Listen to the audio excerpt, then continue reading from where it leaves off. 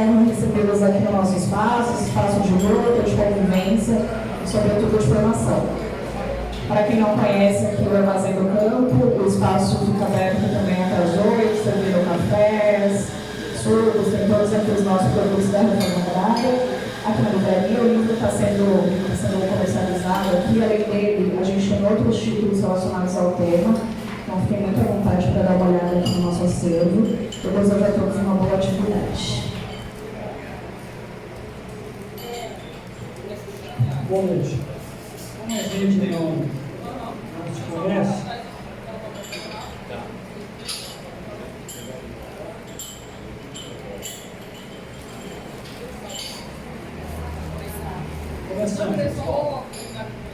Começando. Como a gente não se conhece, a nossa ideia é começar, se tiver algum, se tem, que a gente chama de vitimados. São as pessoas que são as que puderam permitir, junto às pesquisas documentais, reconstruir a história da cooperação da empresa do ditadura. Então, eu queria saber se aqui tem pessoas colombianas, que é conhecido, mais outros, que possam abrir dizendo quem é, evidentemente, que nem todo mundo conhece todo mundo, não é isso? Se foi entrevistado para a pesquisa, porque isso também permite que alguém que não foi entrevistado, mas que tenha sido perseguido, diga, olha, quero também quero. A ideia é essa. Né? Então, podia começar com você, Bruno? Sim. É a ordem. Acabei de explicar por quê.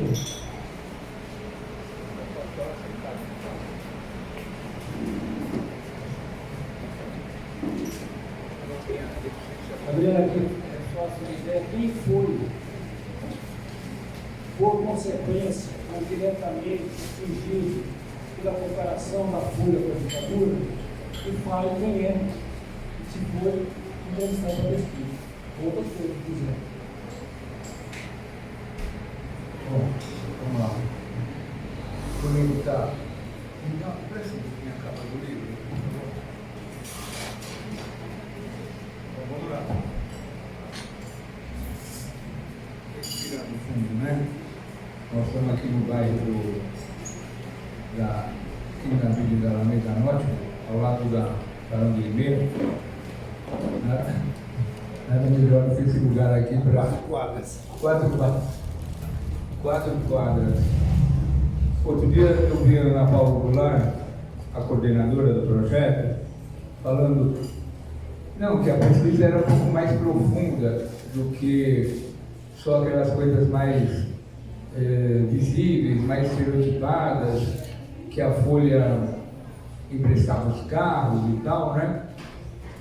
Então, eu falei, realmente, né? Se a gente, outro dia me ligou um rapaz da Agência Brasil, ou seja, 7 horas da noite, assim, aqui fechar 7h15, você pode me dizer o que você sabe da participação da Folha, não sei o quê? Eu soube que você foi preso e tal. Que dia foi? Dia 17 de março de 73. Como é que foi? Aquela história de sempre, né? O caminhão da Folha estava parado na porta da minha casa, os caras saíram, aí o cara perguntou, você sabe quantos militares saíram do caminhão? Agora ele não deu tempo de contar, porque eles me deram tanta porrada, eu não sabia nem de onde vinha, né? Bom, eu quero dizer o seguinte, né? Hoje eu estava vindo para cá, uma jovenzinha da Folha me ligou, eu poderia conversar com o senhor. Eu falei, meu Deus, acho que ela vai querer saber do lançamento do... O que eu vou falar para essa menina? Não, é porque vai ter manifestação contra a ditadura lá no boicote. A Folha ajudou muito essa ditadura, né? Você está sabendo? Ela deu aquela disfarçada. Então, o que eu queria dizer é o seguinte, né? Realmente a Folha de São Paulo era uma organização criminosa. É assim que ela agia. Não só por, como diz a Ana Paula Dias, só por essas questões, né, mais dos estereótipos, né?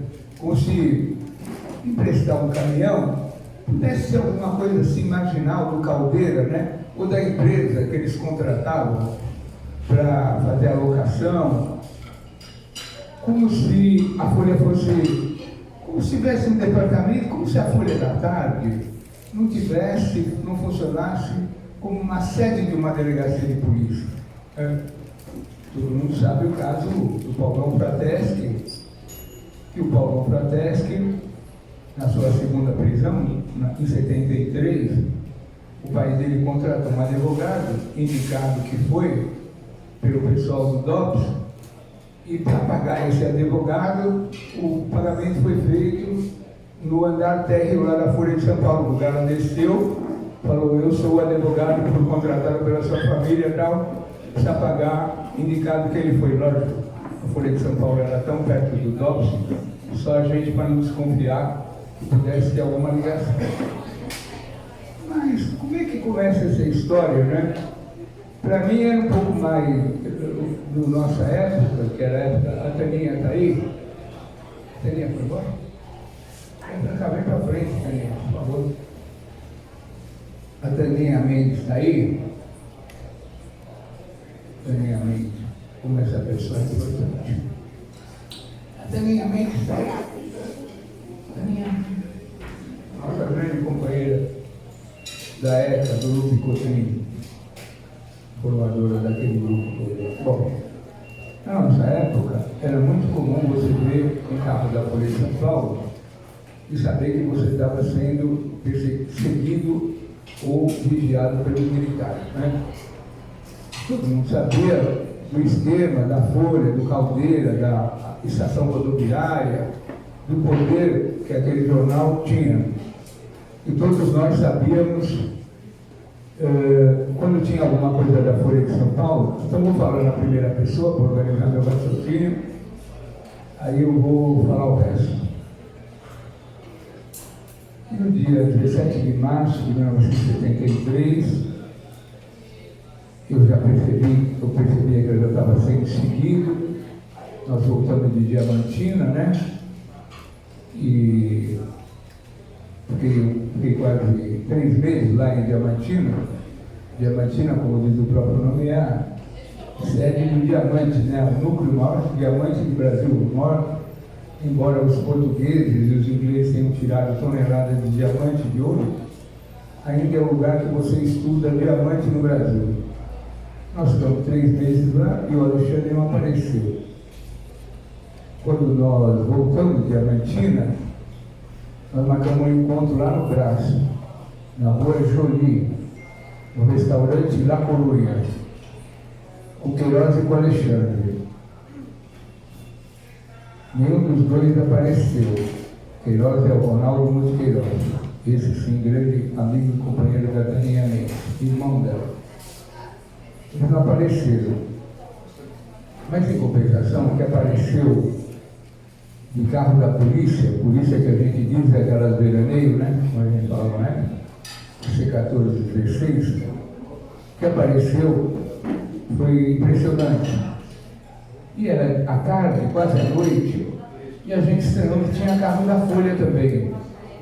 Pô, mas carro da Folha entra no jornal de manhã, tem carro da Folha fazendo campanha junto com os caras da Operação Bandeirantes.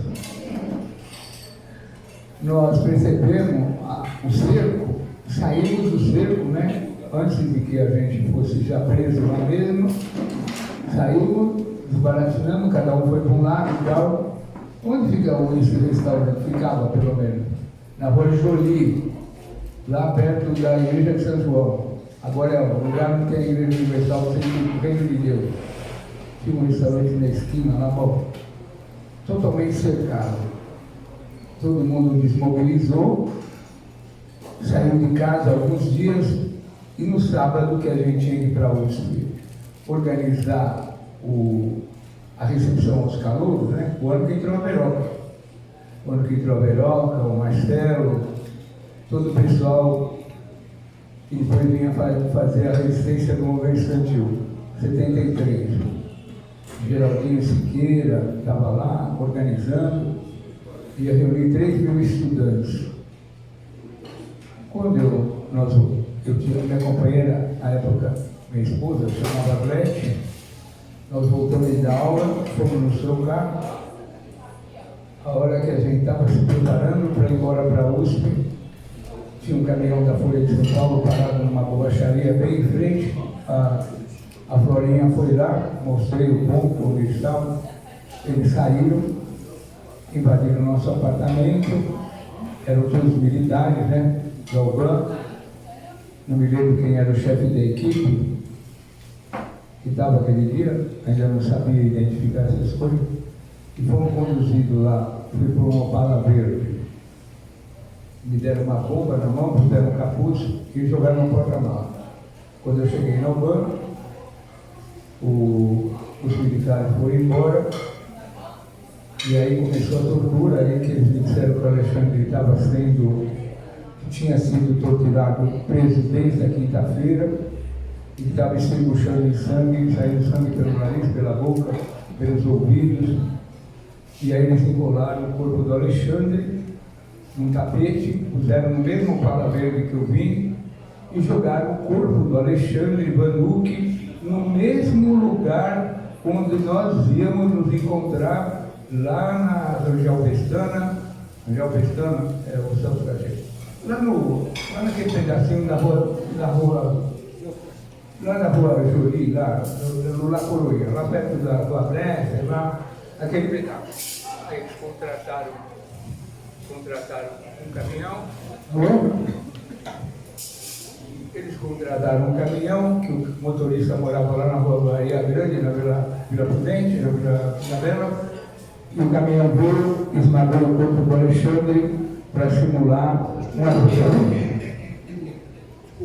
Bom, por que eu estou falando isso, falando essa história, repetindo a história dos carros da Folha? Lógico, nós tínhamos antecedentes de carro da Folha na Rua João Moura. O carro da Folha, a gente via carro da Folha, era pavor, era a mesma coisa que estava vendo o carro da UBAN, uma perua da UBAN.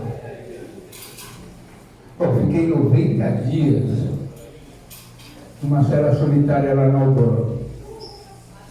Logo em seguida eles mataram o Queiroz. Mataram o Ronaldo Muito Queiroz na Avenida Angélica, num ponto de ônibus, que veio aquele pastor Cláudio Guerra, veio e executou o Queiroz. Pá! Veio só em Minas Gerais, no Rio, só para executar o Queiroz. Não é isso, Toninha? Não é isso, Toninha? Lá na Angélica, 15 dias depois da morte do Alexandre.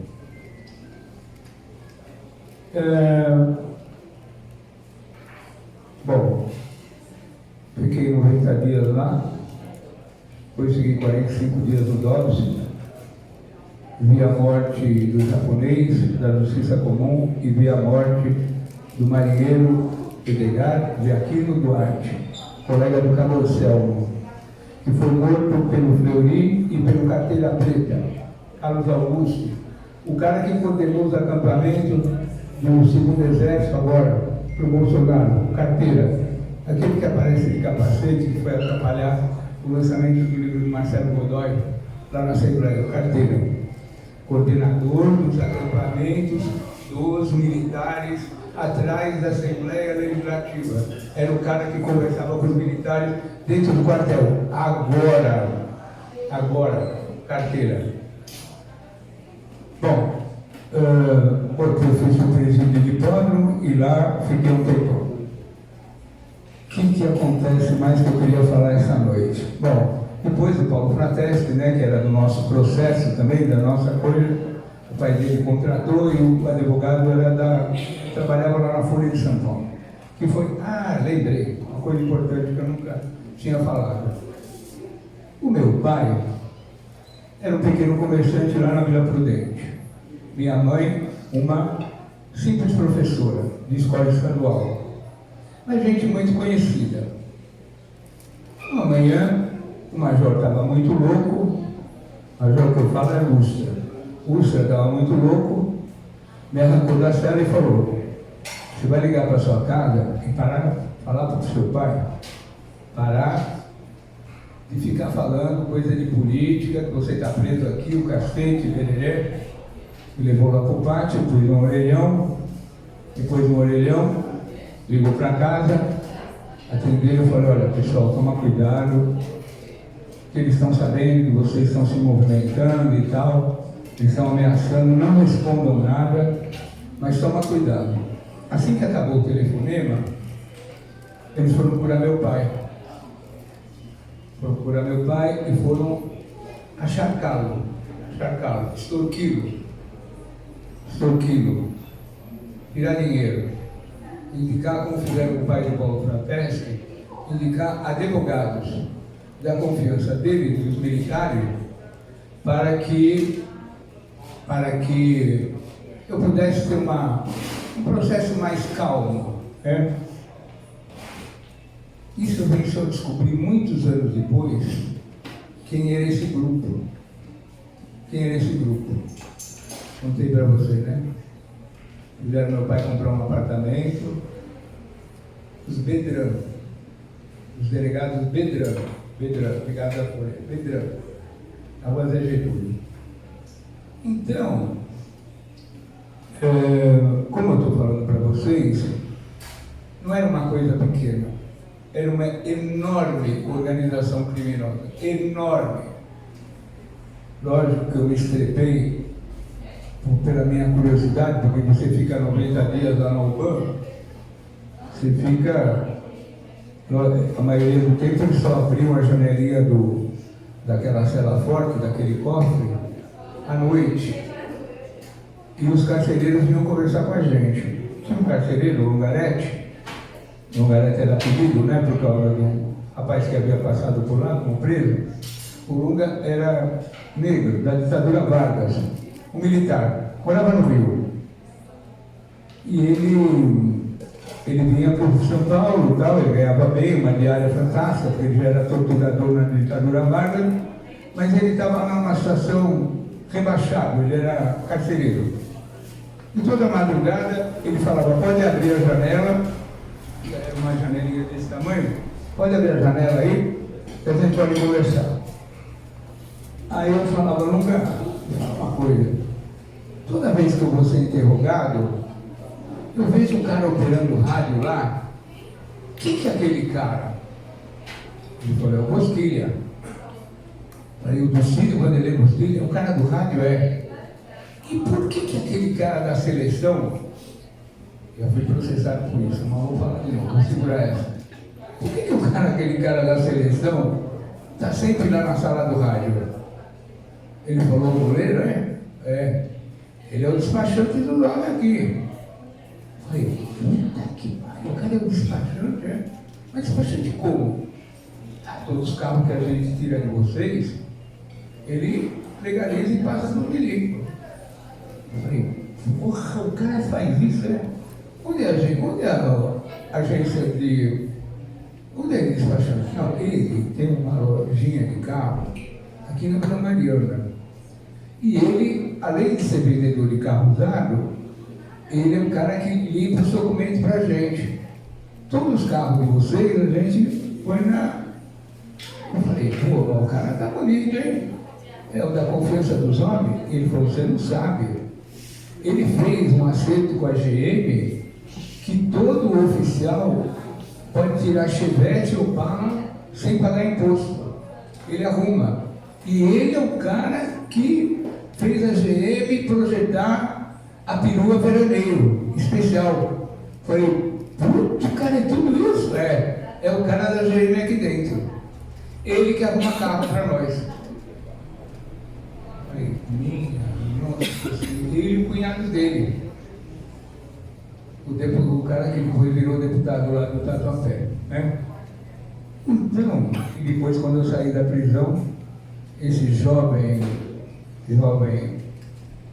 jogador da seleção ganhou da GM uma concessionária maravilhosa, primeiro no Tatuapé, depois uma cinematográfica lá na Voluntários da Pátria.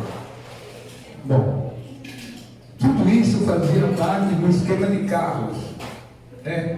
Porque as pessoas falaram, mas só a Volkswagen fez as primeiras rádio patrulha, né? Com rádio, cacete, depois a Ford fez essa coisa com a Ford pagou em stand de tiro. onde é a Sala São Paulo hoje, lá tinha um stand de tiro, e a GM, né? Então essas empresas que contribuíram da área automobilística.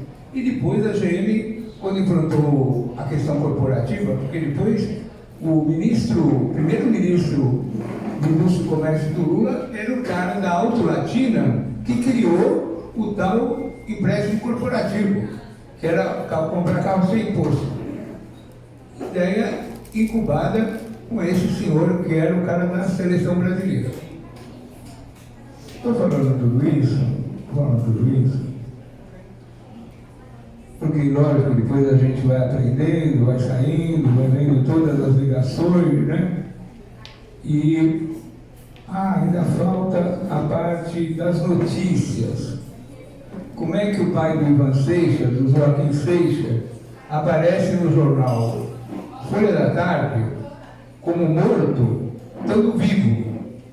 O Ivan saiu para fazer o Ivan Seixas saiu para a rua para fazer uma saída lá para ver alguma coisa de polícia, e ele olha na banca e o jornal Folha da Tarde tem a morte do pai dele, e o pai estava preso lá dentro ainda, vivo, e foi dada a morte dele pelos militares antes que o homem tivesse morto. Mas a notícia da morte do meu coleguinha Alexandre Vanucchi foi dada pela Folha de São Paulo, perigoso terrorista. E eles deram a versão total dos militares, que ele se atirou, era só um Boêmio, fazer um coisa e tal. Que mais? Lógico, eu posso falar da contribuição da USP, vocês querem saber de Folha, de jornal, de Estado, caralho. A USP era uma maravilha, porque além de ter uma delegacia de polícia lá dentro, coordenada pelos irmãos Krigor, depois foram empresários daquele grande violonista brasileiro lá, os irmãos Krigor, eles tinham uma delegacia de polícia que formava lá na reitoria. Então, a reitoria da USP, o diretor da Escola de Geologia, chamava Josué Camargo Mendes. Esse senhor, paleontólogo, para não falar nenhum palavrão, que aqui tem senhoras de fino trato, ele entregou para a Operação Bandeirantes todas as fichas dos alunos perigosos e procurados. Isso também aconteceu na medicina. A medicina mandou uma caixa, classificando. Bom, o que mais tem para falar? Tem para falar que a USP está fazendo essas diplomações aí, essa palhaçada, fazer diplomação pós-morte, para fazer um H, para dizer que melhorou alguma coisa, mas nunca averiguou os crimes que lá dentro foram cometidos. Que vergonha. A delegacia de polícia que funcionava lá dentro, a OSI. Bom, acho que eu falei, sabe o que falar, né, Neto? Deu conta? O livro é ótimo, façam propaganda, porque divulgar uma organização criminosa é dever de todo brasileiro. A Folha de São Paulo é uma organização criminosa. E o maior crime que ela cometeu foi falar que a ditadura era uma ditadura branda, porque ela foi a maior colaboradora da ditadura. Talvez nem o Globo, que organizou toda a morte do Getúlio, toda a briga da Petrobras, patrocinou o golpe, tenha feito um desserviço, porque o Globo todo mundo sabia quem era. A Folha sempre passou por menina de fino trato. Tá? Criminosos, Amaral de Limeira, tem que ser analisado os seus crimes. Não adianta marginalizar e dizer que a culpa foi do Caldeira. Obrigado.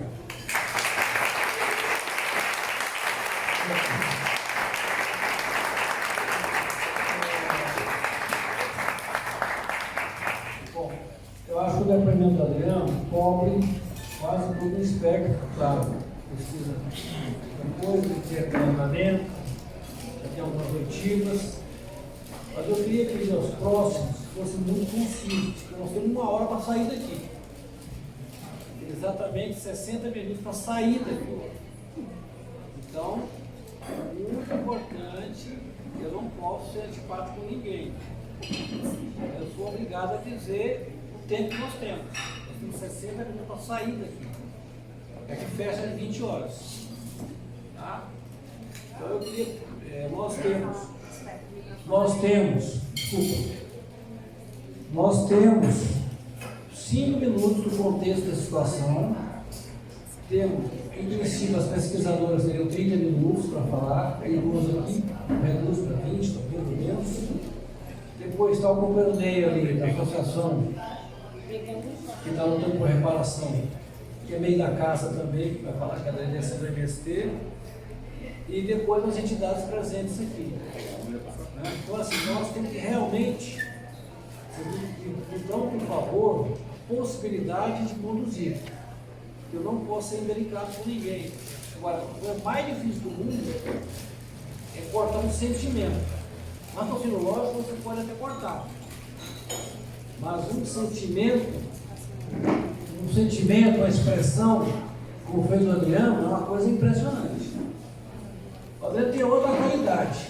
Por que ele teve um evento tão amplo? Porque ele não só foi o presidente da Comissão Estadual da Verdade, Rubens Paiva, foi a Comissão Rubens Paiva que fez um arrego, um contrato, um combinado com a doutora Rosa Cardoso, que bancou o GT dos trabalhadores aqui em São Paulo, bancou, e foi daqui em São Paulo que foram feitas as oitivas das empresas, que vai redundar no caso do Volkswagen e outros. Só para vocês saberem. Então, o papel do André é um papel monstruosamente grande, e a pessoa fala só meio minuto. Uma vez mataram um menino boliviano no assalto aqui no colo da mãe. Um assalto idiota aqui na região aqui da confecção. Não sei porque o cara resolveu matar o bebê, deu um tiro no bebê. Eu estou com a Adriana não sei aonde, aí me liga uma pessoa pedindo como fazia para mandar o corpo da criança para a Bolívia. E outra pessoa pedindo para arrumar os recursos. Mas eu resolveu, não sei como. Falar com Deus e o capeta, mas resolve. A Adriana é essa pessoa. O coração mais generoso do mundo. E nós fazemos audiência às 8 da manhã, ficava puto. Porque para fazer audiência às 8 da manhã com os velhinhos, bem-vindo, né? Você lembra? Bem-vindo, os velhinhos de 64, já morreram todos, já estão todos mortos. O único espaço na TV da Assembleia era às 8 da manhã. Só que tinha que chegar às 7, fazer a hora da casa, abrir e tal. Ela tinha que dormir, meia-noite, 1h. Então eu queria ver se tem mais alguém aqui que foi atingido pela Folha que queira falar. Agora, que a pauta seria essa, nesse momento. Mas só de uma forma um pouco mais concisa. Tem mais alguém que foi entrevistado para a pesquisa, que foi atingido, direto ou indiretamente? Mais alguém? Então fica com o Adriano com esse depoimento que é bastante abrangente. Se tiver mais alguém que foi pesquisado por elas ou não, tem mais alguém aqui? Não. Tá bem, vamos para o segundo ponto. O que eu tinha que falar para vocês é o seguinte: qual é o contexto? Parte eu já falei, tem a Comissão Nacional da Verdade, por uma tradição, vamos dizer, brasileira, uma das elites brasileiras, da historiografia brasileira, dos nossos poderes públicos. Com um ano de funcionamento da Comissão Nacional da Verdade, não tinha nada sobre trabalhadores. Nada. Nada. A doutora Rosa Cardoso, que naquele momento coordenava a Comissão Nacional da Verdade, que era rotativo, faz um acordo conosco e diz: vocês têm que mostrar que tem bala lá para tirar. Fizemos um mega seminário com quem? Com o Adriano Diogo. 2 dias, trouxemos tudo: Joque, Ação Católica Operária, Mauá, 1º de maio de 68, greve Osasco. Quem vocês pensaram que lutou? Veio no seminário, veio no seminário. E ela sentiu firmeza para instalar o GT dos Trabalhadores, que foi amplamente boicotado dentro da CNV. Dentro da CNV. Os detalhes que eu tenho são escabrosos. Um dia o Adriano empurrou, que é o coordenador executivo da comissão, e falou: você vai pagar o neto ou não vai? Empurrou ele aqui na sede da presidência do Banco do Brasil. Empurrou. Você vai dar o dinheiro ou não vai? Pô, não deu. Não deu. E todo o dinheiro combinado, que era 240 mil do nosso trabalho, veio 60 mil. Tá? Só para vocês terem ideia como a comissão funcionava. Por sorte, no final, essa maré de comissões estaduais, comissão do ANDES, comissão do metalúrgico, comissão não sei de quem, comissão não sei de quem, comissão de jornalismo, comissão da FENAGE, criou um movimento que pressionou eu acho as pessoas ruins da Comissão Nacional da Verdade, os 4 muito ruins ali, para pelo menos defender a reimplementação da lei da anistia. E gente muito eminente, para eu parecer sem outra hora. Termina a Comissão Nacional da Verdade, temos outro problema. Quando a Dilma é eleita, há uma contestação por parte do PSDB com o Aécio. A Dilma começou a jogar na defesa. A Dilma recebeu o relatório da Comissão Nacional da Verdade e não fez nada. Então, quando amanhece 2015, nós ficamos sem saber o que fazer. Decidimos, então, pedir o truco. Entramos com um processo contra a Volkswagen, que vocês sabem, resultou depois de 5 anos um acordo mais ou menos, que pelo menos deu à Unifesp 2 milhões para fazer 10 pesquisas e 3 milhões e meio para criar o Centro de Antropologia Fernando Lourenço da Unifesp, que a Damares segurou mais de um ano, porque como antes o governo era aqui, nosso, Haddad e Dilma, a comissão era majoritária para a Vara do Perus. Mudou os 2 governos, mudaram os 2 governos, ficando em minoria. E a Damares disse que não podia passar dinheiro para a Vara do Perus, porque não tinha havido na ditadura, porque não tinha ditadura. Mano, só para vocês terem ideia do bastidor da coisa que esses vídeos estão revelando. Então, foi tocado o outro, foi feita a pesquisa, essas meninas tiveram 180 mil? 130 mil. 130 mil, dá uns 9 mil por mês, 8 mil por mês por nossa pesquisa. Você não contrata 2 mestrandos e um doutorando por isso. Tá? Não sei como fizeram. Elas não receberam, a equipe da Petrobras não recebeu, não deu centavo. Era o dinheiro do lanche, o dinheiro do Uber, não sei o quê. E, no caso dela foi mais inteligente, ela vai explicar como fizeram o filme, é outra história. A capacidade de gastar bem o dinheiro, para não receber dinheiro. Não é um dinheirinho que o pesquisador batalha para ter um dinheirinho a mais, não foi isso. Todas as equipes, impressionantes, ganharam a licitação, pessoas muito militantes que continuam até hoje no Fórum dos Trabalhadores. Depois a gente pode falar melhor disso, não vai dar tempo hoje. E aí, gente, no dia, esse aqui é o relatório dos trabalhadores da Comissão Nacional da Verdade. Quando isso foi lançado, foi no dia, nós sabíamos, a doutora Rosa falou, o que vocês aprovaram dos trabalhadores não passa na Comissão Nacional da Verdade, não vai passar. E sabe qual era o principal reivindicação nossa? Está aqui, ó, assinado pelas 10 centrais sindicais. Foi um bom momento as centrais sindicais. As 10 centrais sindicais, a gente conhece a diferença no Brasil das centrais sindicais. As 10 foram seduzidas, comovidas, constrangidas, não importa. Assinaram um documento espetacular que equivale, que pede à Comissão Nacional da Verdade para equiparar os crimes dos empresários com os crimes dos militares, se for o mesmo crime. A Comissão Nacional da Verdade não aprovou isso. Não tem nada sobre empresário nesse sentido, nada. Tem sociedade civil. Tá? E aí, quando foi dia 6 de dezembro, vocês têm que ser informados, porque eu tenho isso aqui, que é o link que vai falar depois, foi criada uma associação de ativistas por reparação. Um belo buco aqui na São Francisco, tá? Deve estar legalizado dentro do meio, 2 meses, no máximo. Está aqui o Pedrinho, que é advogado, tá, o Ney, associação, né? Ele vai falar. O que é isso? Olha o Ney que está se seguindo lá atrás. Né? Não, daqui a pouco. Né? Para vocês terem ideia dessa linha histórica, mais ou menos. Então a ideia era que agora, vocês falassem, de muito tempo, o que vocês querem, talvez 10 e 10, é razoável, tá? Quem começa pela ordem alfabética, pela ordem. Fazer não nem para não, né? Não, mas agora é que. Tá bom. Obrigada, Zé. Pessoal, boa noite. Eu queria agradecer Muito obrigada. Primeiro, eu queria agradecer demais a presença de todos vocês. Eu queria pedir a gentileza de fazermos nesse momento agradecimento público ao IEP. Sem o Neto, sem a equipe do IEP, esse encontro, esse ato e esse lançamento e todas essas investigações não seriam possíveis. Então, eu queria pedir para vocês uma salva de palmas para o IEP. Aqui, por favor, Gabi, Miguel, Pedro Guilherme, todo mundo. Ali, o povo maravilhoso do IEP. Então, muito obrigada, tá, gente? A gente sabe da batalha de... Benjamin, Guilherme. Eu conheci o Guilherme hoje, né? Gente, então primeiro eu queria agradecer, assim, falar um pouco bem rapidamente, porque a minha ideia aqui é que vocês possam ler o livro, evidentemente, e ver a série, né? Então, essa pesquisa aqui é uma pesquisa feita por vários pesquisadores, né? A gente está aqui representando um coletivo, tem uma cadeira liberada aqui. Luci, vem, Luci. Tá bom. Luci é coordenadora da equipe Petrobras, inclusive, está ali, maravilhosa, fez um trabalho fenomenal. Para mim, assim, a nossa meta de vida é ser um pouquinho o que vocês são. Então, vou falar um pouquinho sobre o nosso trabalho, né? Nós somos professores de várias universidades do Rio de Janeiro, de São Paulo e do Paraná, né? A gente participou, como o Neto falou, de uma seleção pública feita pela Unifesp, né? Que foi escolhida pelo Ministério Público Federal para poder organizar essas investigações, né? Das 10 empresas inicialmente, depois com a acréscimo de outras 3.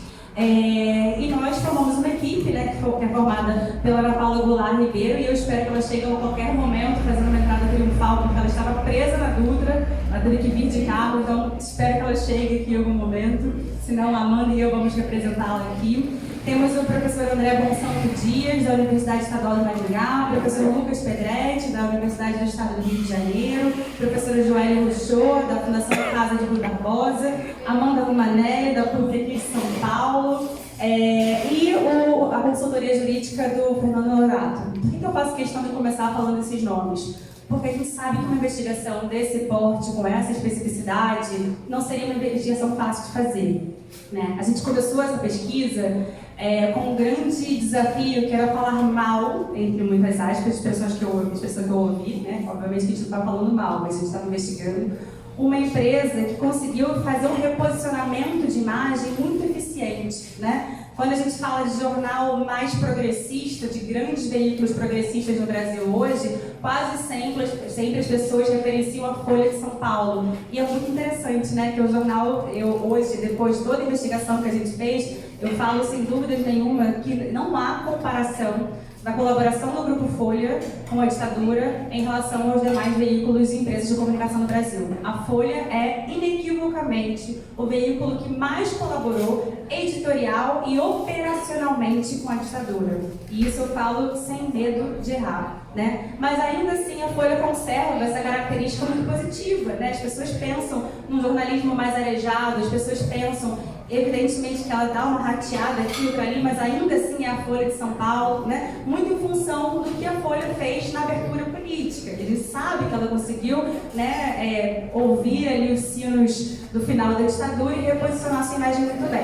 E aí, quando a gente começa a fazer essa investigação, a gente sabia que o desafio seria muito grande, que era fazer com que as pessoas, inclusive os nossos colegas jornalistas, né, falassem. Né? Então, eu queria começar aqui, então, já agradecendo na pessoa de algumas, né, temos alguns colegas que estão aqui. Jorge Alcubaro está aqui na frente, é um dos nossos grandes interlocutores, que foi jornalista da Folha durante muito tempo, uma fonte importante para a nossa pesquisa, e foi um dos raros que, desde o primeiro momento que a gente consultou, falou: vou falar tudo que eu vi e que sei quando estava dentro do Grupo Folha. E depois outras pessoas foram chegando, né? Então a gente sabe que essa investigação era uma investigação que tem um caráter testemunhal muito forte. Então, o que eu queria mencionar aqui para vocês, né? Essa investigação hoje virou, isso é muito importante, eu aproveito para fazer um convite. Ela virou uma série documental que vai ser exibida a partir do dia 27 de abril pelo ICL, pela plataforma ICL. E para a gente isso é uma alegria imensa, porque hoje a Folha é parte de um inquérito, né, aberto pelo Ministério Público Federal a partir dessa investigação. E eu queria também manifestar a presença dos meus colegas queridos da equipe da série Folha Corrida, Chaim Litevski, diretor da série, também diretor do maravilhoso Imagino que muitos de vocês tenham visto Cidadão Boysen. Chaim é o diretor do premiadíssimo documentário. Rachiel Tete também está aqui, que é da nossa equipe de investigação e de pesquisa da série. E o nosso produtor maravilhoso, Cleison Vidal, que é o grande responsável por fazer acontecer essa série. Então, essa pesquisa, esse livro virou uma série documental, e eu tenho a alegria de convidar todos vocês que estão aqui presentes hoje para assistir essa série documental amanhã na Cinemateca às 18h30. Calma, a gente tem 2 sessões, a de 20 horas já está esgotado. Então quem estava convidado para 20 horas, continua às 20 horas. E a gente conseguiu Cleison conseguiu uma sessão extra. Não vá antes. Cleison conseguiu uma sessão extra às 18h30, aberta aos convidados. Então quem puder e quiser comparecer, eu prometo a vocês que vocês não vão se decepcionar com a magnitude das revelações que a gente faz.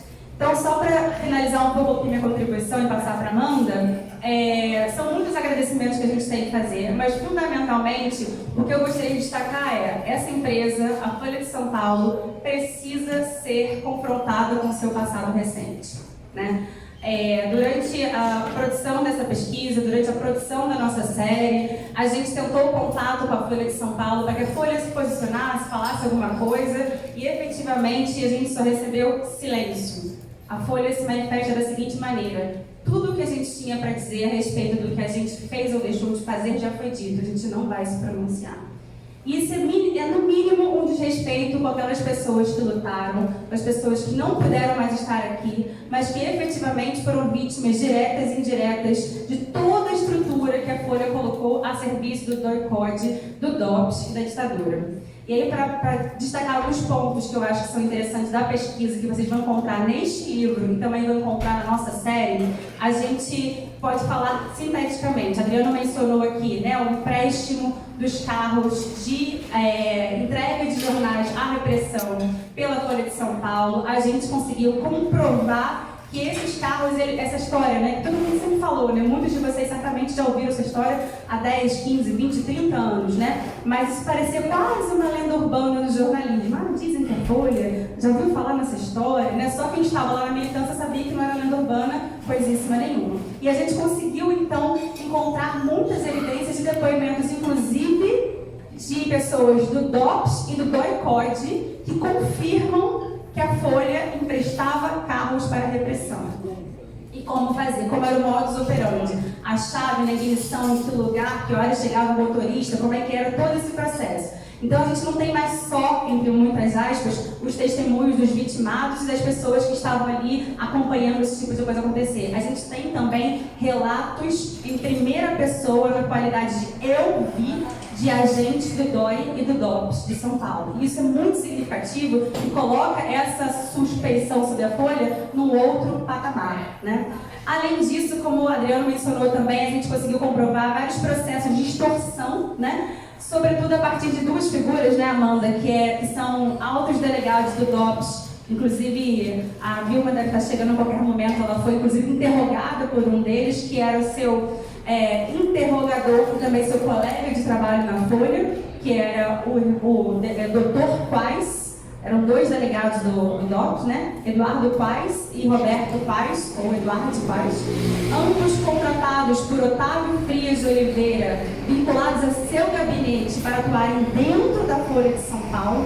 Eram pessoas que tinham sala ali dentro, que tinha chave ali dentro, que tinha toda uma estrutura, né, de funcionamento da empresa sendo disponibilizada para 2 delegados do DOPS. Paulo Frateschi, mencionado por Adriano Diogo, foi extorquido, seu pai foi extorquido dentro do prédio da Barão de Limeira, da Folha de São Paulo. Ou seja, o saguão era uma sucursal da repressão, usando aqui as palavras do próprio Paulo Frateschi. A gente conseguiu também avançar bastante na elucidação de nomes de policiais, porque muito se falava, né, até pouco tempo atrás falavam muito da Folha da Tarde. A Folha da Tarde se prestava um papel sujo, né? E o que a gente consegue observar, já vou dar um spoiler, o Cubaro fala sobre isso muitíssimo bem na nossa série, é que esses policiais e essa colaboração não estavam exclusivamente na Folha da Tarde, estavam distribuídos por toda a empresa, né? Em postos estratégicos. Então, essa versão de que Otônio Lajo Júnior, de que Carlos Caldeiro era banda podre, em comparação a toda a postura supostamente refinada do Dr. Frias, a gente consegue perceber que tinha ali todo um projeto de fazer parecer que era isso. Um fazia o trabalho sujo e o outro fazia, né, o trabalho limpo. Só que, de verdade, mesmo que isso fosse sustentável em algum nível, a gente está falando de dirigentes que objetivamente ganharam muito dinheiro com a colaboração com a repressão. E a gente fala sobre isso aqui também, fala sobre a rodoviária, né, que vocês conhecem bem essa história, a gente fala sobre a obtenção de empresas que estavam enfraquecidas pela ditadura, a exemplo da TV Excelsior, né, do Simons, a exemplo da Última Hora, de Samuel Weiner, enfim. Então todo esse contexto beneficiou muito esses empresários. E o que a gente está falando aqui hoje é, a gente precisa do apoio de vocês para pressionar o Ministério Público Federal, para dizer que a gente tem força, que a gente tem voz e que a Folha de São Paulo, por mais que tenha alguns lampejos democráticos, ainda assim é a mesma Folha de São Paulo que objetivamente conseguiu operar de modo a gerar mortes de pessoas, a exemplo dos 3 companheiros de Ana Maria Nassonovic que caíram na emboscada da rua João Lula. Então, eu queria agradecer muito a todos vocês, agradecer a todas as pessoas que puderam nos conceder entrevistas, ajudar a fazer essa investigação acontecer e agradecer mais uma vez ao IEP e essa casa linda que é a Livraria Expressão Popular. Muito obrigada.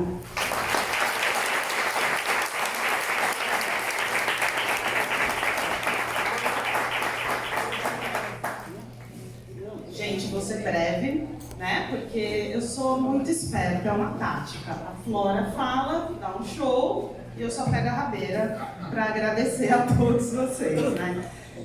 Bom, eu sou a seção paulista aqui da pesquisa, sou jornalista, sou historiadora e acho que o que eu gostaria de falar a respeito dessa pesquisa, primeiro agradecer a todo mundo que teve a bondade, de certa forma, de se abrir e compartilhar suas histórias conosco, né? São memórias muito difíceis, delicadas, sofridas em várias instâncias e é um privilégio poder estar junto de vocês nessas histórias, né? Algo que me trouxe muita satisfação também participar desse trabalho é pensar em todo um campo de pesquisas que está sendo aberto a partir desta pesquisa, que se alimenta de pesquisas anteriores, consolida informações que já estavam em circulação, mas é um ponto de partida também para outras pessoas que queiram aprofundar assuntos que a gente não conseguiu, né? Uma das coisas que a Flora falou a respeito do ganho econômico, por exemplo, do Grupo Folha, nesse período, foi algo que a gente não teve tempo de avançar, né, Flora? Então, fica o convite aos pesquisadores, aos interessados, aos jornalistas, né? Não só a academia, que peguem os nossos fios soltos, porque é assim que se faz pesquisa, né? A gente não tem o domínio de uma totalidade, e se junte a nós, né? Nessa investigação. Né? Eu fico pensando na questão tão pouco falada no Brasil sobre a regulação das mídias, por exemplo, a concentração das mídias. São assuntos que não estavam necessariamente em debate nesse momento, mas que eles são urgentes para a nossa sociedade. Então, eu vou aproveitar o tempo curto e vou encerrar minha fala por aqui, mas eu só queria agradecer muito a presença de todos vocês. Espero que seja uma leitura, aqueles que, né, tiverem acesso à obra instigante, que seja proveitosa, e que a gente está aqui, né, contribuindo, dando a nossa contribuição e que venham outras. Muito obrigada.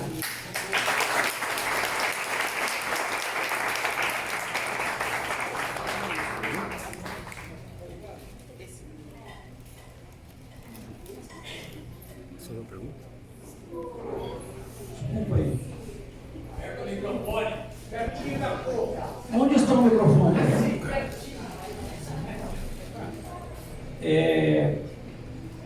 Pela lógica agora, falaria as entidades. Mas como o Sérgio chegou, o Sérgio está recém saído até da oitiva, um detalhe importante.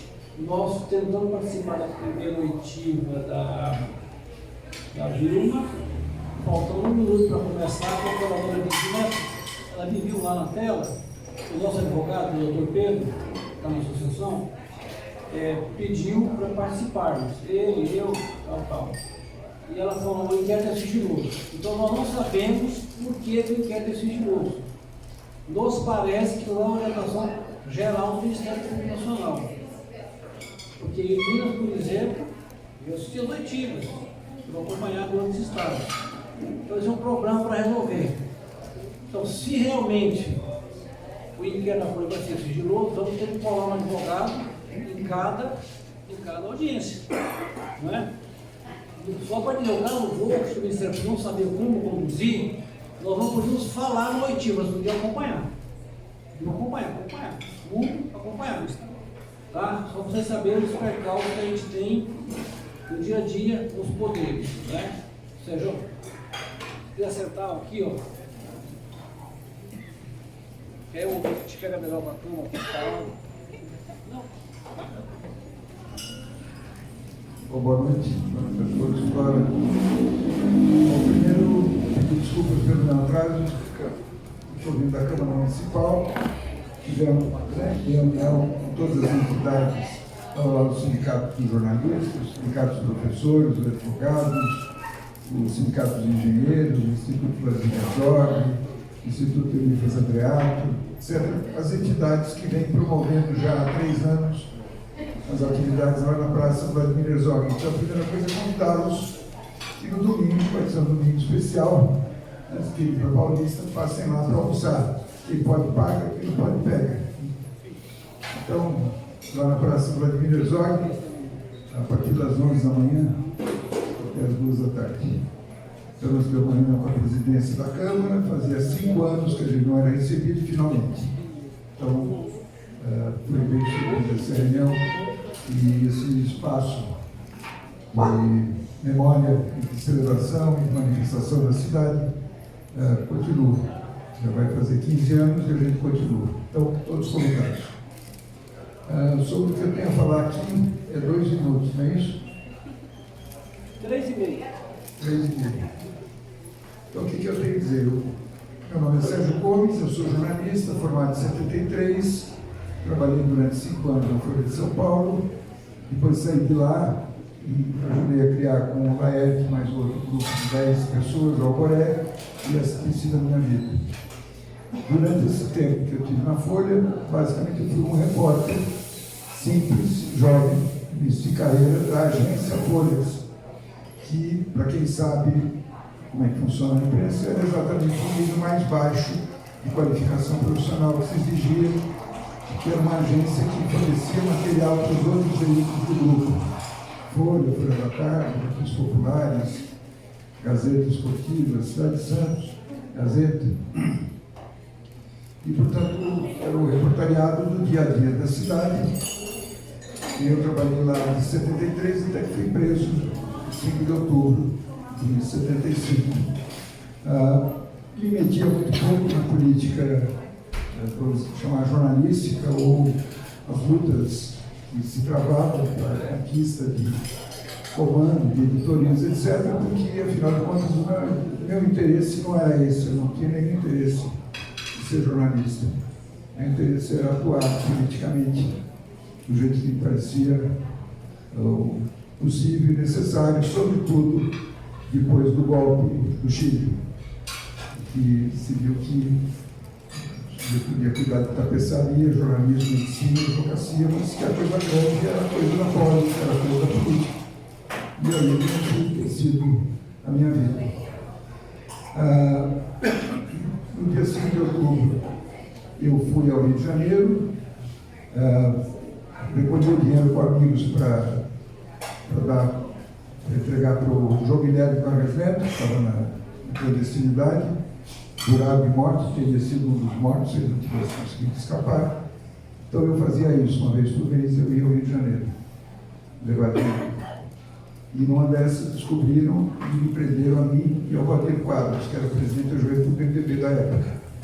Bom, aí são essas coisas, quem quiser ter ideia do que rolou especificamente, são aquelas coisas de praxe, e eu tenho depoimento com a Comissão Nacional da Verdade que dá conta disso. Bom, quando saio de lá, 6 meses depois eu fui absolvido, inclusive, volto a trabalhar na agência Folhas. E aí fui submetido a... É muito legal os cabelos brancos que nós estamos reencontrando, né? Parece que parece que a gente ainda vai dar um pouco de trabalho para eles.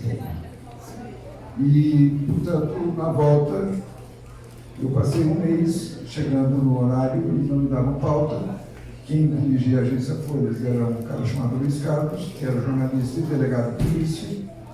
E foi assim esse constrangimento durante um mês, ignorando. E, afinal de um mês, eu tentava ver se fazia contato com o Cláudio Abramo, com isso aqui, para entender o que se passava, porque ia voltar a trabalhar. Mas ninguém se metia. Quem viveu aquela época, sobretudo aqui em São Paulo, sabe qual era o clima e como é que a barra pesava. Mesmo gente progressista e tudo mais, fazia cálculos.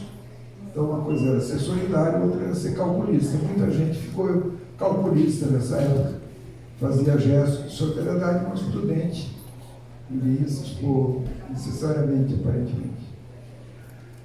Afinal, eu fiz um acordo proposto por ele que eu não assobiasse mais na redação e que não cobrisse a área política. A questão da cobertura dependia basicamente dele, nós eles eram a chefia, e eu achei razoável deixar de assobiar na redação e ele tinha dado conta que eu assobiava. O acordo foi esse mesmo. 15 dias depois, ele me dá uma pauta que praticamente poderia resultar em muita coisa muito grave, porque ele dá uma pauta para descobrir o que estava acontecendo com o conjunto habitacional em Guarulhos, que era parcialmente ocupado por sem teto e que estava sendo polícia militar ia lá e desocupava os caras. Era um prédio que tinha sido financiado pelo Montecristo da família militar, e esse prédio não tinha apídice. Aí eu acabei descobrindo que tinha sido construído sobre terras dos indígenas do Pisa, aldeia de Guarulhos de São Miguel Paulista. Afinal, acabou entrando uma das fontes lá na base aérea de Cumbica. Acabou tendo uma discussão com um oficial lá, porque eles estavam sorteando os apartamentos entre eles, da aeronáutica. Faziam lá uma roleta, cada um ficava lá com o apartamento, e depois botava a polícia militar, e acabei descobrindo tudo isso. E estava junto com o Luizão e o Ferreirinha. O Luizão era fotógrafo. O Ferreirinha, todo mundo sabe que foi o grande motorista, talvez o motorista mais repórter que o Brasil já teve. E era uma tal agressividade desse cara da aeronáutica que o Luizão estava a visitar com a máquina na orelha do fulano, e o Ferreirinha me pediu autorização para ir na casa dele, porque eles assistiram o embate. Eles que tinham uma peixeira fincada num tronco, numa bananeira, lá no quintal dele, no bairro ali, que estava enferrujada, que era uma peixeira que ele tinha para casas assim, que era só dar uma e o teto fazia o resto. E eu então tinha que conter os meus dois colegas, o fotógrafo, para não aceitar as provocações. Volto para a agência, produzo uma matéria enorme. Esse cara, Luiz Carlos, me deu prazo de até às 8 horas da noite entregar a matéria, fiz uma matéria com umas 10 ou 15 laudas. Quando eu entreguei, ele rasgou a matéria na minha frente. Quem trabalhou na agência sabe que era aquela tripa enorme, porque tinha passado o prazo, era 8h03. Então, o grande parte dos colegas aqui são jornalistas. O que você faria se você trabalha 3 dias, produz uma matéria, entrega para a tua chefia e o cara rasga a tua matéria na tua cara porque você se atrasou 3 minutos em relação ao horário? O que você faria, Luciano? O que você fez? Engoli o sapo. Porque eu sabia que aquilo era uma provocação. O sujeito queria que eu agredisse para ser demitido por justa causa. Durante aquele mês em que eu fiquei levando esse chá de cadeira, eu era chamado semanalmente por uma pessoa chamada Piazon, que era o cara que dirigia o departamento pessoal da Folha, me pressionando para pedir demissão. Eu dizia que não, primeiro que eu precisava trabalhar, segundo que aquilo tinha sido uma conquista do sindicato de jornalistas e de outros, porque aquelas prisões todas ali, naquela época, praticamente as pessoas todas, quando iam sendo soltas, conseguiram voltar a trabalhar nos lugares em que trabalhavam antes, que também era uma novidade, porque antigamente, antes disso, quem fosse preso por razões políticas, a primeira coisa que sabia que o emprego tinha no espaço. Né? Portanto, ninguém tinha que pedir demissão nenhuma. Afinal, a vida segue. A essa altura está sendo implantado o projeto do Folhetim, pelo Tarso de Castro, junto com o Fortuna. Eu era amigo do Fortuna, o Tarso eu conheci ali naquela época. E há um dia que o Tarso tem uma ideia de fazer uma entrevista, uma capa do Folhetim com o Dom Paulo. Dom Paulo, Pai Nosso de cada dia. E se eu era amigo do Dom Paulo, se eu conseguia escolar uma entrevista exclusiva, grande, etc., eu disse que sim, conseguimos, fizemos lá na Ocococa, onde ele morava. Então era o Tarso, o Melim, o Plínio Marcos, eu, o fotógrafo, o Fortuna. E assim foi. E a gente gravou essa entrevista num daqueles gravadores da época, umas fitas de cassete de 90 minutos que eu tinha solicitado lá na própria agência. Quando termina essa entrevista com o Dom Paulo, na porta, o Tarso disse: transcreve e edita. Pô, como transcreve e edita? Eu sou o repórter da agência. Certo? Amanhã tem que voltar a trabalhar. Não, fica tranquilo, eu não, um cara para te substituir. Pega firme nisso. Eu trabalho segunda, terça, quarta. Na quinta-feira, quando eu entrego a matéria de volta para a agência, pego o meu cartão de ponto e tenho recebido falta. Segunda, terça, quarta. Ora, o que é? Aí eu vou lá reclamar. Esse Luiz Carlos passa a chamar o Dom Paulo de filho da puta. E o bando de comunistas, Tarso de Castro, caralho, eu quero de volta as fitas. Eu compro umas fitas virgem para devolver para ele. Ele diz: não, eu quero as fitas com a entrevista desse filho da puta, desse viado. E vocês lembram que se comentava a respeito de fotos montadas do Dom Paulo e como é que chama? Tipo o Júlio Lancelotti, tá certo? Que metido com pontaria, etc. Bom, como eu devo a minha vida ao Dom Paulo, evidente que aí eles tocaram e aí eu não teve outro jeito, eu tocaram, porque eu pariu, chutei a porta da mesa dele, virei as costas e fui embora. E proibi ele de me dirigir a palavra pro resto da vida. E uma semana depois eu recebi um telefonema em casa do Tarso, dizendo que ele tinha conversado com o Frias, que ele tinha colocado sobre a mesa que ele pediria demissão do Folhetim, que estava no auge, a não ser que eu votasse. Foi assim que eu entrei na Folha de São Paulo. Então, o meu ingresso foi desse jeito. Aí fui trabalhar na Folha Ilustrada, no Folhetim, até que depois criamos o Amoré, e era muito trabalho, trabalhando de noite sem parar, sábado e domingo, e aí mantive isso durante um certo tempo, e depois pedi demissão da Folha para dedicar só ao Amoré.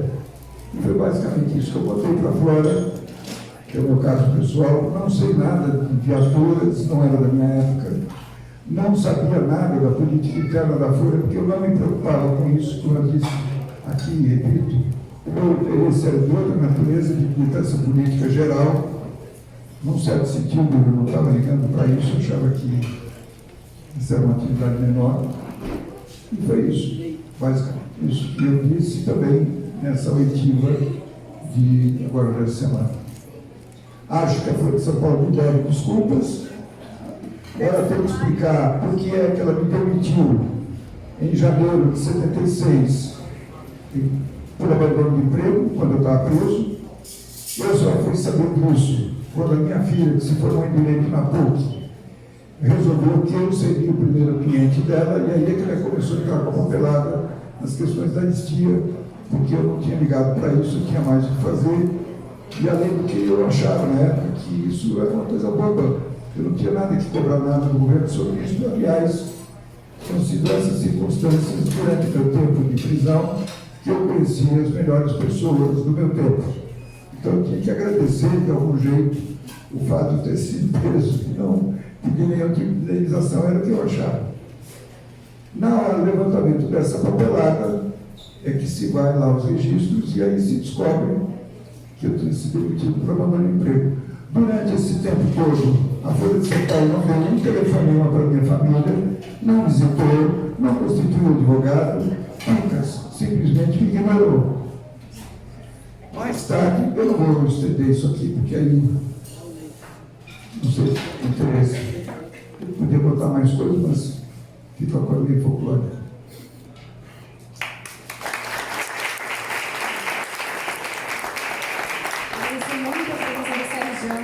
A Vilma, que também chegou agora, muito obrigada, Vilma. São todas pessoas, assim como a Rose Nogueira, José Maria dos Santos, que infelizmente não está aqui porque está numa emergência médica. São todas pessoas que foram vitimadas pelo Congo, está aqui também. Pessoas que foram perseguidas pela Folha de São Paulo, monitoradas internamente pela Folha de São Paulo, e algumas delas, o exemplo do Sérgio, da Rose Nogueira, do José Maria, pessoas que foram demitidas por abandono de emprego enquanto estavam encarcerados.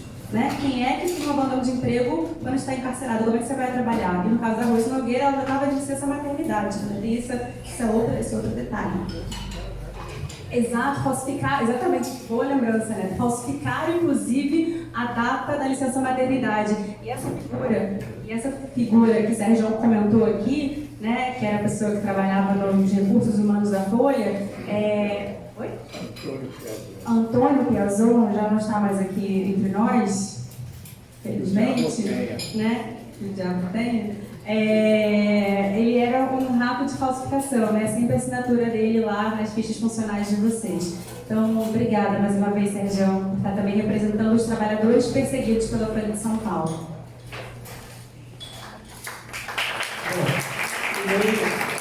Companheiro da Coordenação Nacional do MST, então temos tido esse apoio institucional, político, vai estar na direção dessa associação, que tem esse desenhozinho aqui, né?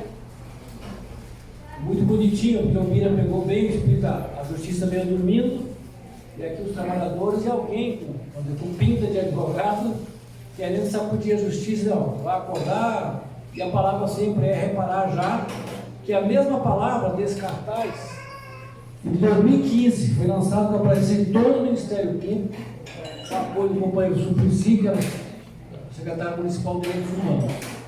Então, mas já estamos nessa estrada há 10 anos, né? Só nesse início. Então, também, Ney pela associação, esse material aqui que eu já falei, e o Ney faz as honras da casa aí. Muito obrigado, Neto. Ney Strozak, advogado, militante no MST e na APJB. Minha missão aqui são apenas 5 minutos, falar um pouco sobre essa associação. E por que uma associação de militantes, ativistas por reparação desde a ditadura? Este é o nome da associação. Uma das nossas missões, além de memória, verdade e justiça, é a reparação. Mas como conseguir reparação para os direitos difusos e coletivos? Porque os direitos individuais que foram violados, é possível buscar a reparação, seja na Comissão de Anistia para fazer uma reparação econômica, ou na Justiça Federal para fazer a reparação pelos danos morais e materiais. Mas como buscar a reparação difusa e coletiva, de toda a coletividade? Na Justiça, e vejam, é importante registrar o dia histórico que foi o ontem, porque ontem, pela primeira vez na história da nossa república, da nossa nação, o Poder Judiciário iniciou um processo contra golpistas, e que não foi tentativa, foi golpe. Eles tramaram o golpe, e ontem, por 5-0, foi iniciado o processo contra os malditos. Espero que daqui a pouco sejam encarcerados. E esse me parece que é um processo sério. Mas voltando ao golpe de 64, a nossa grande dúvida é como procurar o sistema de justiça buscando reparação. E não apenas a reparação individual. No nosso sistema de justiça tem 2 caminhos. Ou o CPF faz uma ação ou um CNPJ. Qual é o CNPJ que representa a coletividade que foi violada pelo golpe de 64? Nós não temos. Por isso foi decidido criar um CNPJ, que já está em andamento para ser criado, para ir para a justiça. Em que situações? Existem inquéritos que o Ministério Público Federal está acompanhando em andamento, inquérito civil público, para investigar as empresas que atuaram na repressão. Muito bem, o MPF faz a investigação e depois faz um acordo. Nesse acordo, uma parte do dinheiro vai para um fundo de direitos difusos. E o dinheiro fica difuso ali. Fica confuso, fica perdido. Bom, qual é o interesse nosso? Nós precisamos ir para esses inquéritos e pegar um dinheiro, tudo que for possível, para quê? Para tentar fazer ações nas escolas, fazer documentário, pagar novas pesquisas. Essa é a intenção de ter um CNPJ. E quando a pesquisa é realizada, encontram-se fatos. E quem vai processar a Folha de São Paulo pelos fatos difusos e coletivos?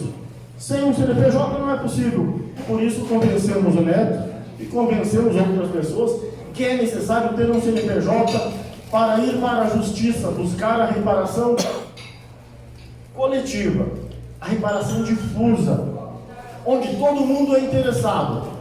Quem pode se associar? Todo mundo. Porque todos nós somos vítimas, do ponto de vista difuso e coletivo, do golpe de 64. Todos nós somos vítimas da repressão paga pelas empresas. Portanto, nós podemos nos associar e fazer com que essa associação, dia e noite, pressionando a associação, para que entre com ação civil pública, entre com ação coletiva, participe dos inquéritos, vá buscar 500 milhões de reais dessas empresas para investir em novas pesquisas, em novos filmes como esse. Ainda estou aqui. Imagina se uma associação tivesse muito dinheiro para patrocinar 10, 12, 15, 20 filmes iguais a esse. Mas o dinheiro não aparece e não temos. Se tivermos uma associação, é possível ir buscar o dinheiro dessas empresas. E não apenas as empresas que deram o golpe de 64. Também dos latifundiários que tentaram e que patrocinaram o golpe de 2023. A AGU e os inquéritos da PF têm o CNPJ das empresas e o nome dos empresários. Quem vai atrás desses empresários das empresas no golpe de 2023? Esta associação pode ir. Não sei se cumprir a missão, né? Muito obrigado. Era isso por enquanto.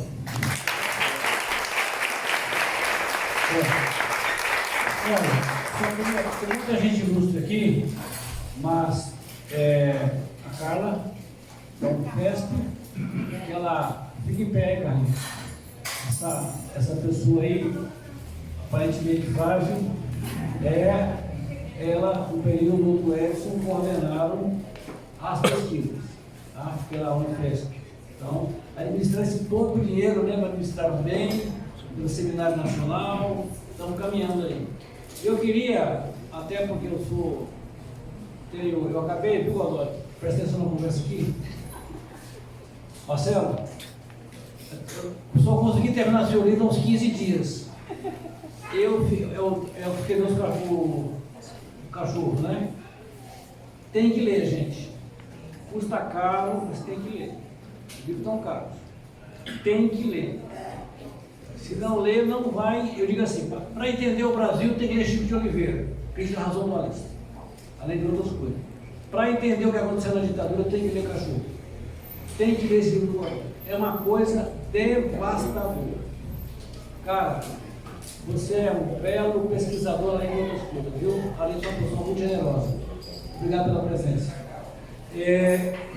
Agora eu tenho aqui Sindicato de Jornalistas, Federação Nacional de Jornalistas, Federação Nacional dos Petroleiros, CUT, Intersindical, Instrumento, Nova Central Sindical. É isso? Tem mais alguma entidade que queira falar para dividir o tempo agora? Ah, obrigado, querido. Tá bom. O Raimundo, né? Ah, não tinha registrado no começo, tá? Desculpa. E, aliás, a Associação Brasileira de Empresas, FENAGE, Sindicato de Jornalistas, são os organizadores do voto desse ato aqui. Tá? Muito prestígio para o livro relativo ao órgão de imprensa, que essas associações todas estejam. Muito obrigado, viu? Tá? Vocês querem começar por vocês da casa? ABI, FENAGE e jornalistas? Tem 15 minutos para encerrar. É um minutinho, mas tem que dar o recado. Isso aí na foto. Então, vai falar primeiro a ABI, isso? Depois o sindicato, depois a FENAGE. A função maior de vocês. Boa noite. Agradeço aqui a oportunidade de falar em nome da ABI. A ABI é uma entidade que tem mais de 100 anos e sempre dedicada à defesa da democracia e, consequentemente, do direito de expressão e da liberdade de imprensa. Então, a ABI não poderia deixar de participar de um evento como esse. A sede da ABI é no Rio de Janeiro e, enfim, a ABI tem várias lutas aí pelo país e pela democracia, como a luta do petróleo é nossa, e também foi da ABI, o então presidente da ABI, que entrou com um pedido de impeachment do Collor. Então é uma entidade que tem peso e que a gente está tentando fortalecer cada vez mais, e junto a vocês, claro, é fundamental. Obrigada.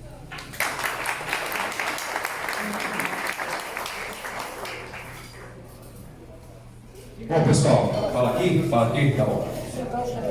Sentado? Não, mas é rapidinho também. Bom, pessoal, boa noite para todo mundo. Meu nome é Thiago, também sou presidente do Sindicato de Jornalistas. A Vilma, nossa companheira também do Sindicato de Jornalistas, que deu o depoimento. Pessoal, rapidamente, só o seguinte: o dever do nosso sindicato é organizar a nossa categoria em qualquer momento. Então, os trabalhadores da Folha de hoje estão em luta, né, campeonato salarial, mas também os trabalhadores de todos os momentos que passaram nas empresas de alguma maneira foram afetados. Então, acho que é nosso dever, né, e foi muito interessante com as pesquisadoras, né, com a Flora, com todo mundo, né, com a Ana Paula, que a gente trouxe também, pesquisaram ali os arquivos que tinha no sindicato. O sindicato está aberto para isso, o sindicato está aberto também para a gente fazer um lançamento do livro, né, lá no nosso auditório Vladimir Herzog. Inclusive, né, pessoal, a gente não pode esquecer que esse ano marca também os 50 anos do assassinato do Vladimir Herzog. A gente vai ter um calendário com atividades especiais, junto com o Instituto Vladimir Herzog, junto com a FENAGE, com a ABI. Então, desde já está todo mundo muito convidado. E estamos juntos, pessoal, nessa luta. Parabéns e vamos nessa. Valeu. O grupo já foi presidente do sindicato também, pela FENAGE. Vamos nessa. Boa noite, um abraço a todos os presentes, também rapidamente. A FENAGE, que já foi dito, né, participou, atuou e fez algumas entrevistas na época da Comissão da Verdade, a gente chamou de Comissão da Verdade dos jornalistas. Algumas pessoas que estão aqui falaram, né, nessa entrevista, não foram, Vilma e outras. Eu, pessoalmente, só para que tenha a ver com a nossa conversa aqui, o Sérgio falou também, eu participei no momento ali quando a gente ouviu o Sérgio Guerra, Cláudio Guerra, desculpa, né? E eu perguntei para ele, naquele momento, a história dos carros da Folha. Ele confirmou tudo isso que todo mundo falou aqui, e ele disse uma coisa muito interessante. Nós usávamos o carro da Folha, do jornal, e o carro da Telesp, porque na periferia ninguém ligava pelo fato de ter um carro parado ali, o carro da Telesp e o carro do jornal, né? Então, quer dizer, essa história realmente ela é completamente documentada, já está comprovada. Eu só queria citar esse fato e agradecer pelo trabalho, que é muito importante, e dizer que a imprensa brasileira precisa assumir o papel que ela teve na ditadura. Porque eu falo que existem dois grupos de imprensa na ditadura. aquele que atuou na ditadura e aquele que foi conivente, porque os que não foram, fecharam, porque eles tiveram problemas. E a mesma coisa com a maioria dos jornalistas, né? Os jornalistas que combateram pagaram o preço, né? Muitos não se manifestaram, deixaram para lá, né?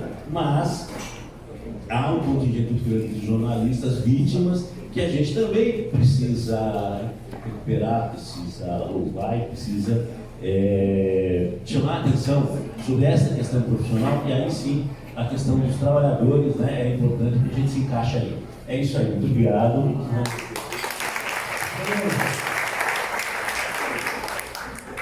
Eu não sei se não vou poder gravar. Uma coisa, viu, o pessoal jornalista, FENAGE, ADI e sindicato. A gente precisa pedir uma audiência pública no sindicato, audiência pública com os vitimados. Fizemos com a Cobrasa lá em Osasco, foi muito bom, porque aí os procuradores veem as pessoas com suor de gente, sabe? Sapatinho sujo, sabe? Não é o gabinete que não é, vira outra coisa. Vamos lá.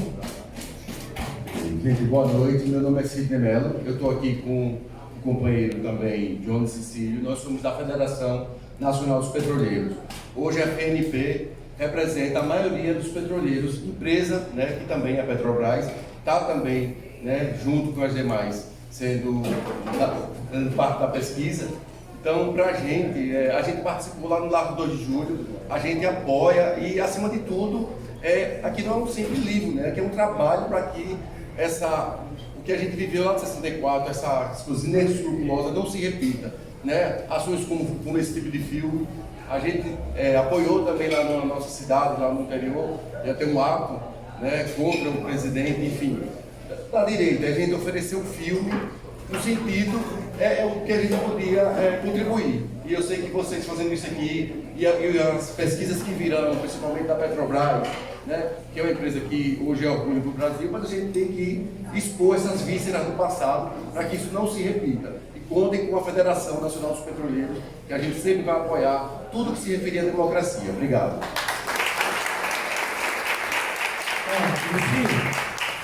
O que acontece? Quem quer que o pessoal te veja? Fica em pé aí, menina. Eu vou ficar esperando. A Lucy organizou pesquisa para Petrobras e tem um livro tão bom quanto esse aqui, da equipe. Muito bom mesmo. Petroleiros e ditadura. Igual. Meu conterrâneo. Muito raro. Conterrâneo. Bom, boa noite, pessoal. Meu nome é Oswaldo Bezerra, mais conhecido como Pipoca. Sou do Sindicato dos Químicos de São Paulo, falo aqui em nome da Central Única dos Trabalhadores. Quero parabenizar, elogiar essa iniciativa de trazer às claras tudo o que aconteceu no passado, que muito afetou o conjunto dos trabalhadores. Eu concordo aqui com a fala do deputado, do advogado, que todos nós fomos afetados com o golpe. Que todos nós aqui fomos afetados a partir do golpe. E também como informação, trago aqui que no dia de ontem, no julgamento coletivo que teve lá em Brasília, o presidente do meu sindicato, que reconquistou o sindicato em 82, foi anistiado ontem, recebeu aí um pedido de desculpa do Estado brasileiro.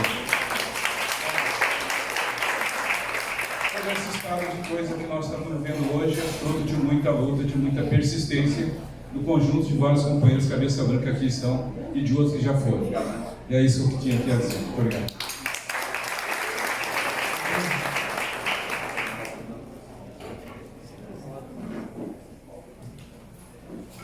Bom, boa noite a todos e todas. Eu sou Rubão Passos, sou da Intersindical Central da Classe Trabalhadora, do Sindicato dos Correios, e estamos hoje aqui para, juntamente com todos, parabenizá-lo pelo belo trabalho e dizer que a memória ela não pode ser esquecida e que o que aconteceu em 8 de janeiro de 2023, se tivesse concretizado o golpe, porque realmente não foi tentativa de golpe, o golpe foi fracassado, nós estaríamos vivendo momentos terríveis. E a história precisa ser contada. A nossa juventude precisa conhecer a história, não como foi contada em tempos atrás, mas como ela aconteceu. E os livros, os relatos que nós temos visto nesse último período são muito importantes. Eu sou membro da Comissão Regional de Justiça e Paz da CNBB Sul e dentro da comissão a gente ouve muito a história de pessoas que conviveram, que viveram, que sofreram a ditadura. Então é preciso contar a história e essa história precisa ser ouvida pela juventude. Então todos estão de parabéns, a Intersindical Central da Classe Trabalhadora está à disposição para juntos construirmos um Brasil que respeite a todos e todas.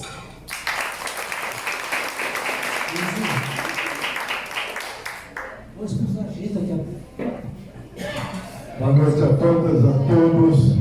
Sou Luiz Gonçalves, Luizinho Nova Central. Eu quero parabenizar aqui esse maravilhoso trabalho que foi feito, está sendo feito, e as publicações todas que nos atualizam a todo dia. E relativamente à Folha de São Paulo, a gente só pode dizer que no período que ele estava militando, que eu sou motorista de ônibus de São Paulo. Aliás, não estou sozinho, estou com o Pira aqui, também é da categoria dos motoristas. E naquela época a gente teve muita luta, e na luta a gente sempre ouvia falar e dizia, ó, não temos ninguém do nosso lado, né? Nem governo, nem patrão, mas sem entender muito bem isso. A gente está entendendo agora. A gente via aquelas matérias que a Folha de São Paulo, e outros jornais da época falavam um monte de mentiras do que estava acontecendo na nossa luta, na nossa greve, e colocavam os nossos nomes lá, né? Quem estava na frente do movimento, nas plenárias, nas assembleias, conduzindo a luta. E agora que a gente entende por quê, né? Eles mentiam sobre o que estava acontecendo e colocavam os nossos nomes. Era para a gente passar a ser perseguido como fomos perseguidos. Quer dizer, fomos demitidos, a gente era funcionário da CNTC, fomos mandados embora, não arrumavam mais emprego na categoria e não sabia bater a palma nas empresas todas para tentar trabalhar, não conseguia emprego porque estávamos numa lista negra promovida pela grande imprensa e pelos órgãos de repressão. E agora que a gente se levantou aí do arquivo do Estado, né, a gente descobriu que nós realmente fomos perseguidos e que não chegamos a ficar presos, ficamos detidos algumas vezes, mas não presos, torturados como muitos companheiros foram aqui, felizmente, né? E quero aqui só agradecer essa oportunidade, esse ato maravilhoso, cumprimentar meus amigos. O Pipoca não falou qual é o presidente que foi anistiado lá. Domingos Galante, nosso camarada. É isso aí. Boa noite para todos. Obrigado.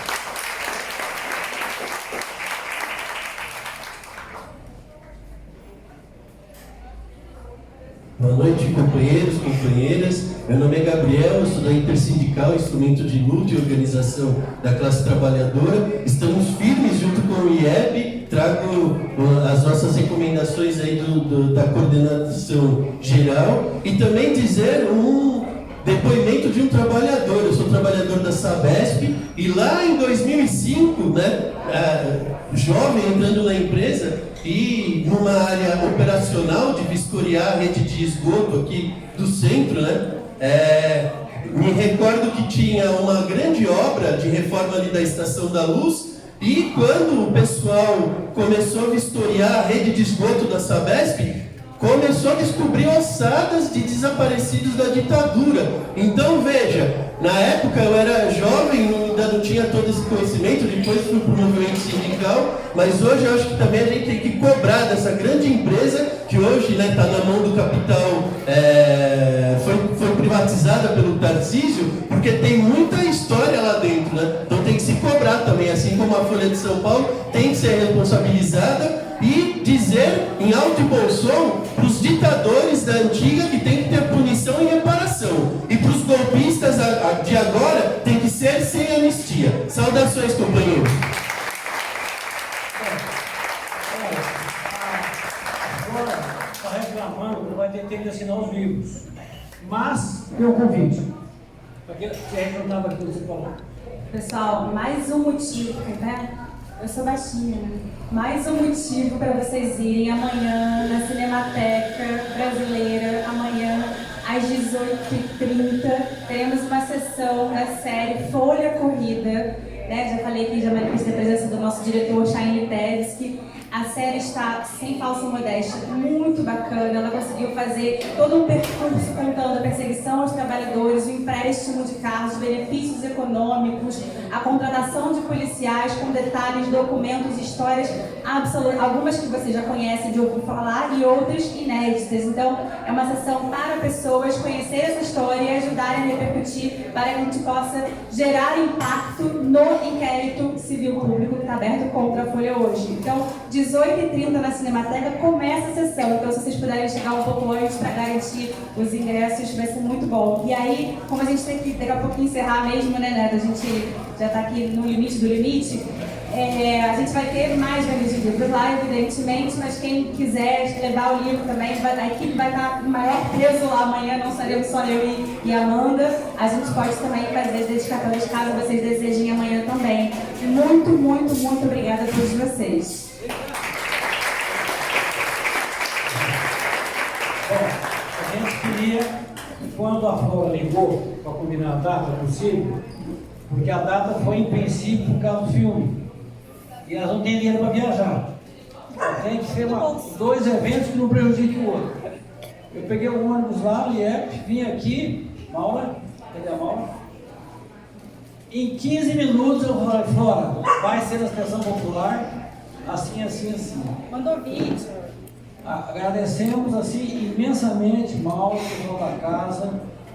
Não teve carteirada, a lei da direção da MST, não teve nada a ver com isso, nem ficou sabendo que esse aqui soube depois, tá? A meninada aqui, Vitória, o pessoal todo maravilhoso, né? Carolina, outra? Não, a loirinha.